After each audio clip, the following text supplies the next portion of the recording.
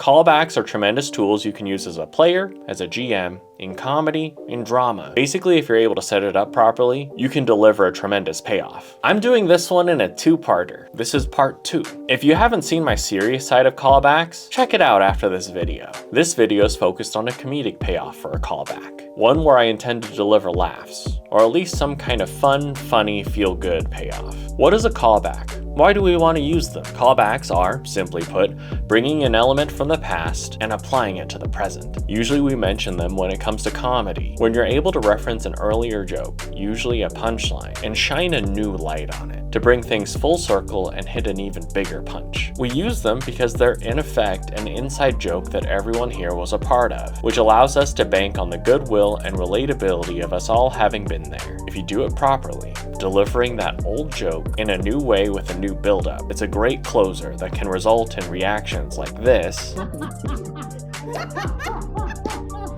Now I want to make something clear with this video compared to the last one. 10 Candles had that wonderful recording mechanic, which let me plan out the setup for the callback. I could essentially backwards engineer the payoff with all the elements. But in these two examples, I'm not sure what the callback is going to be. I have to work on the fly. So you can see what it might look like when you improvise a callback. Let's start with Most Trusted Advisors, a narrative-focused comedic TTRPG where all the PCs are despicable advisors to the king. I played this on the incredible Roll for Felicity channel, so make sure you check that out if you want to watch the full stream, their other wonderful actual plays, and even their new talk show about all things TTRPG. Link in the description below. Now, Most Trusted Advisors has a mechanic built in, where at the very end, there's a little report from an NPC who was affected by all the actions of the PCs. It's called, "How's it going, Geoffrey?" And he's telling everyone else about the most dramatic and darkly comic misfortunes you can imagine having stemmed from the PC's actions. One player gets to be Geoffrey, while the others get to be fellow peasants who underreact, offer mild sympathy, and make it clear that this is commonplace. Now, this gimmick is already pretty fun. You can really play up the tragedy for laughs here as we go through the major events that the PCs created. Now, I was ready and willing to take on the role of Geoffrey. Again, this is a built-in callback mechanic, but instead of having it already set up, I had to build it based on what we saw and did in the game itself, the elements that stood out the most. But you know what would really stand out to me? If you could like, subscribe, leave a comment. I'd really appreciate it. Now, I was taking little notes here and there throughout the entire game, but one thing happened that changed the course of my entire plan. You'll see in a bit. Let me speed us through the context. The king, who's always some variety of comedic buffoon, wants us, his most trusted advisors, to investigate a play that's meant to disparage his name. Our squad consists of Helena the Heartless, the greatest duelist in all the land, atop her trusty steed Lord Pentagon, Gwendolyn, aka Granny Murmurs, the old, wise, and super sneaky advisor, who has her fingers in every pie, above board and below the table, and Pontifex Boo, the religious leader, who wields his divine power like an iron fist, and expects everyone to kneel before him, as if he were the gods themselves. Now, the three of us attempt to find the play. It starts off decently, with the use of various contacts, but the PCs found themselves at odds. Helena wanted to help Gwendolyn. Gwendolyn wanted to do her work alone. I don't think the king would be pleased if he knew I left you alone in the city. All right, well, we can stick together then, but if I'm honest with you, I'm probably going to need to use a lavatory as soon as we get there. Or sooner? I might have to make a stop on the way. Is that all right? If we must, though as I said, we can move faster. Do you think they have one in here, or that anyone can use? You have to use the little man in this room. I suppose you can ask. I'm gonna go ask. I'll be out as soon as I'm done. Shouldn't be but a moment. Lord Pentagon, wait out here. Keep watch over Granny. I have more insane plans. Good. The moment I get inside whatever this building is, I find whatever corner I can be unseen in, and I just kind of pull my shawl aside, and from a leather satchel that sits under my armpit, I start pulling out my disguise kit, and I find the nearest window to slip out of. so she used the excuse of using the bathroom to try to break away, to don a disguise and slip out the window. However, this all came crumbling down when Gwendolyn, in disguise, falls onto the back of Helena's horse, Lord Pentagon, who takes her on a wild, painful, exhausting ride. I'm going to kill them and their entire family, and goes barging out the door, like knocking the door off its hinges on her way out. Helena, not one to be reasonable in the face of horse theft, especially of her beautiful horse, chases after with a threat of swift death to the thief. Now Boo comes in to try to fix the problem, trying to appeal on multiple fronts, but finally succeeding to postpone the duel, the details of which changed everything for me. One of the words of wisdom, the commandment, if you will. Thou shalt not duel a horse thief on the day of the thievery. Perhaps it would be ill of our quest if you dueled this person today, and you could put it off until tomorrow.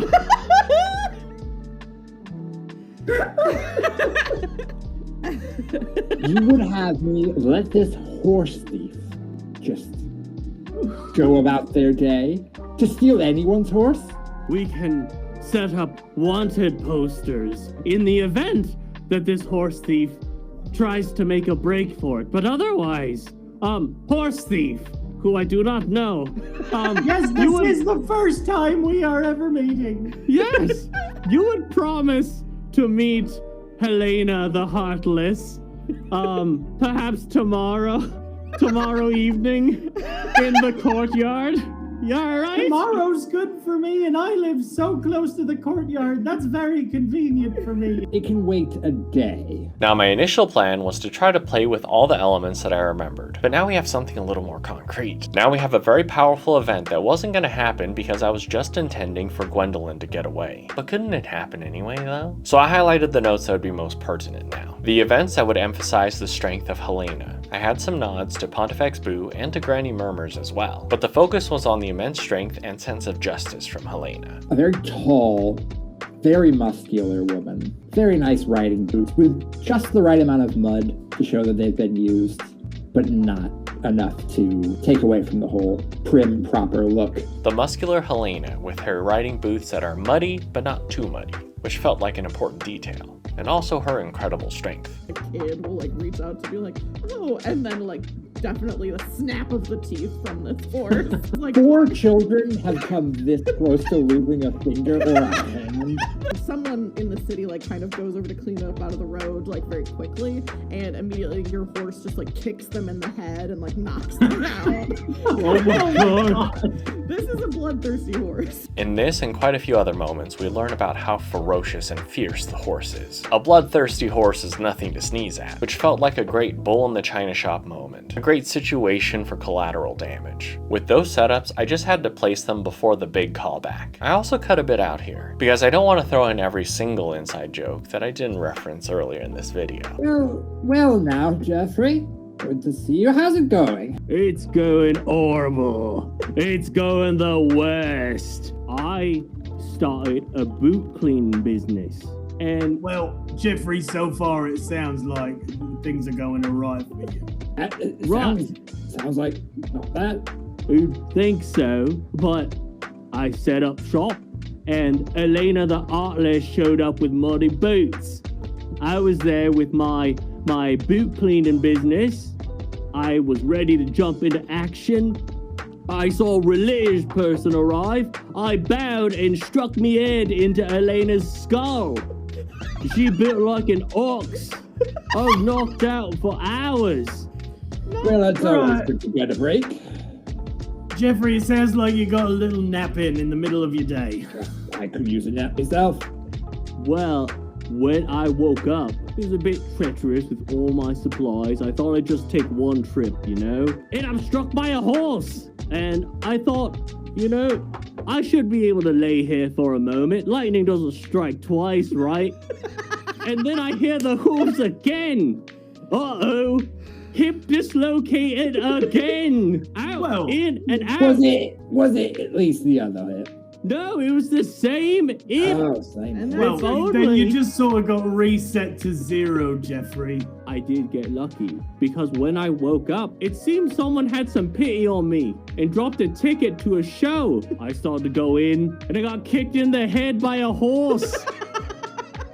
Another horse in Another? the Geoffrey. Well, there It are a lot might of have been the horses about. same horse from the second time. Hey, my luck has changed. I got the job of Royal Hierophant. It seems the last person was a right twit. My best friend Morislav said he was going to become a knight. So I'm sure things will look good for me soon, eh? I'm supposed to meet him at the courtyard. Oh, it's about evening. I'll be right there. As he walks by a wanted poster for horse thievery, and you see on the poster, Geoffrey looks exactly like the disguise that Gwendolyn took on.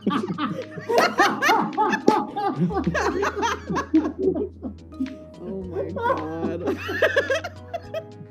Now here's a breakdown. I used the boots as a starting point. Seemed like a decent job for our peasant Geoffrey. With the partially clean boots, I felt it would be a fun touch to have an attempt made but failed of cleaning said boots. I definitely had to remember that Gwendolyn's disguise had become a bit shoddy. After all the pain and suffering of being jostled by the horse, Granny Murmurs might not look so great. I also had to remember the courtyard, the evening, and the wanted posters. Of course, my royal hierophant, Boo, had died in the session, so I thought that could be a bit of fun good news. Before you land the final crushing blow, it's always good to lighten things up a little bit of hope before you annihilate.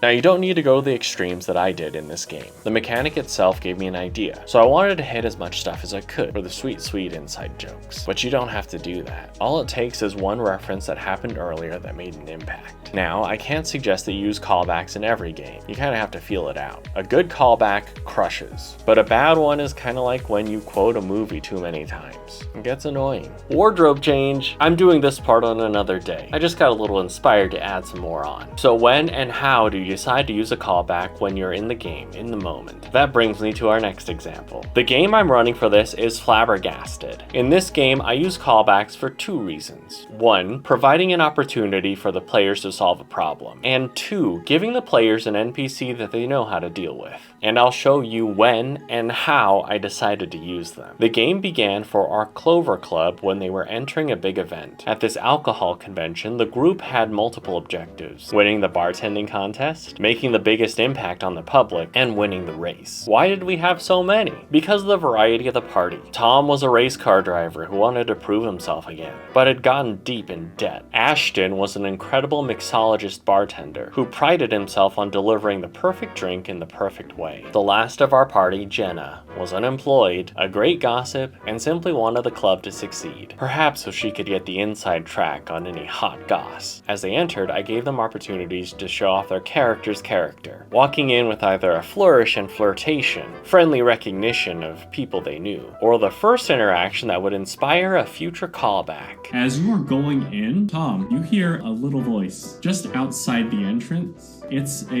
young boy. He's wearing an ill-fitting suit. His hair is a little messy, but he says, "Hi, you wouldn't happen to be the famous Tom Collins, would you?" Yeah, that'd be me. Oh, awesome. I wasn't sure if you were gonna show up or not. And you see him start rummaging through his pockets before he finally comes out with a very wrinkly sheet of paper. Would you mind giving me your autograph?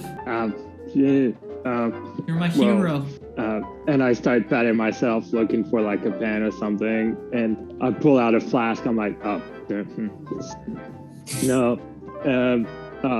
And not being able to find a pen, as a race car driver, especially in those cars that are open, I'd be wearing a scarf. And so I start unwrapping the scarf. I don't have a pen, only the flask, and that I'm keeping that. So there you go. And I just kind of wrap the scarf, and it's kind of long on me to begin with.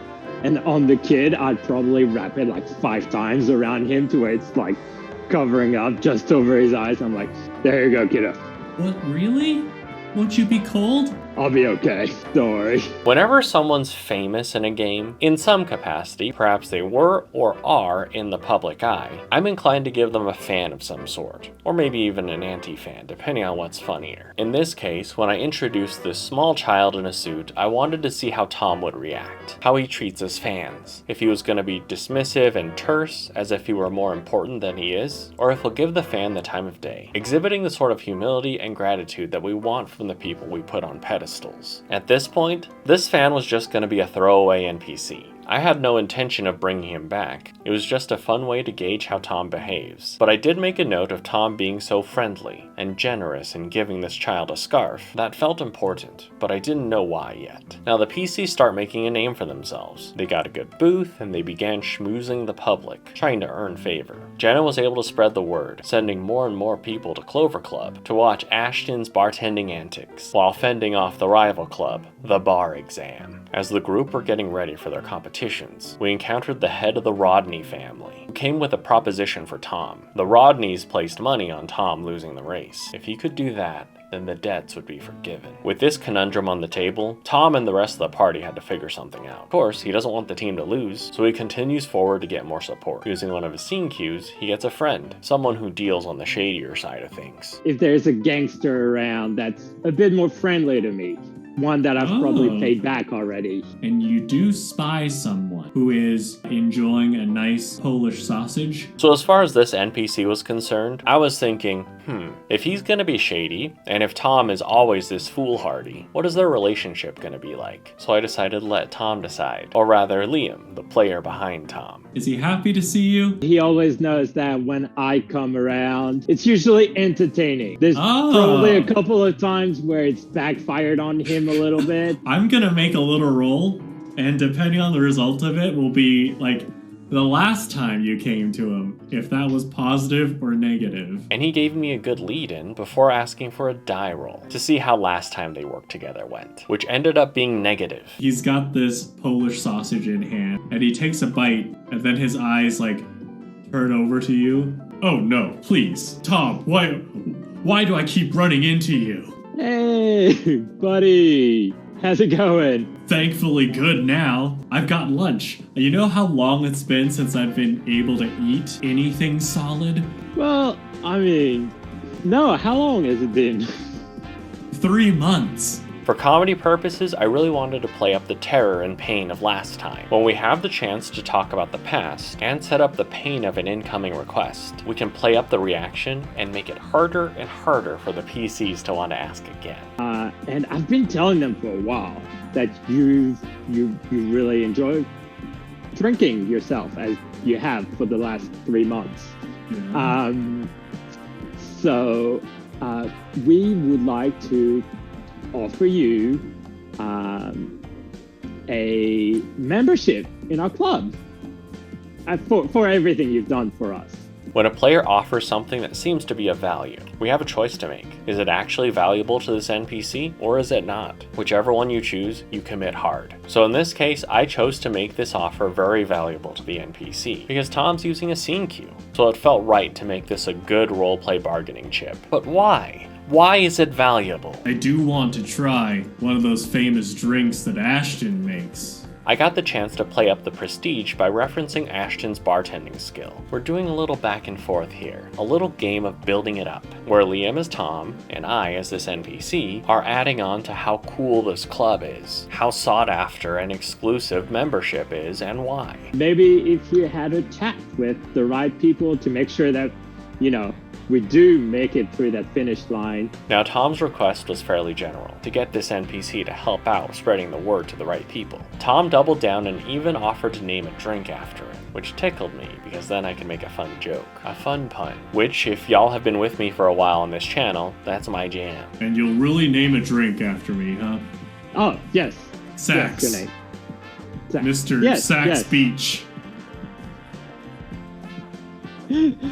But because of these promises and the fairly broad request, I felt like Sax would have to make another appearance. At least one more, but, well, things changed. Now Jenna was able to get someone that seemed a bit more standoffish to open up a bit amidst the convention, which we find pays off during Ashton's bartending competition. That person was one of the judges, and that judge, having been swayed to judge based on merit and a little bit of conscientiousness, allowed Ashton to seize the victory. With his victory in hand, he decided to use the Wanderer scene cue, one of the more ambiguous, nebulous abilities, in which I, as the GM, lead him somewhere important. At this point, the players were focused on winning the competition. I had given them a seemingly insurmountable obstacle of Tom must lose this race or else. Well, now is a chance to give them an opportunity to beat that obstacle. What can we do to make sure that he wins this? You see the Rodney family are outside. Can't believe you lost him. Where did he go? Do you need help? I can't find my son. He'll probably catch cold in this. Is he a big fan of Tom Collins? Just curious. Yeah, he's got posters of him all over his bedroom. I think I know who you're talking about. Here we could bring back and tie together two very disparate elements: the child that Tom was kind to and the insurmountable obstacle of the Rodney family.